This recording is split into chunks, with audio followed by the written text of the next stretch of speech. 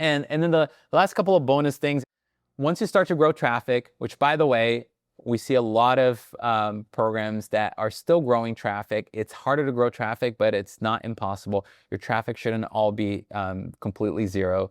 You can start to really act on those signals, right? So one, you can start to retarget that audience, and hopefully that's going to compound into your paid programs because you're now targeting people that you understand their intent because they're visiting pages that actually you know what those pages are.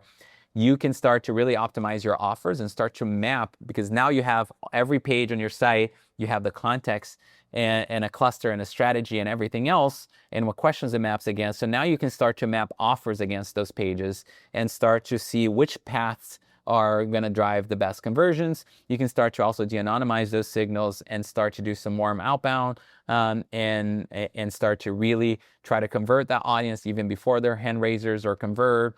And then there's different things you can do to start to drive some of these visitors to be subscribers, so you can actually control when they come back to the site and how you influence them as well. So these are just like different things.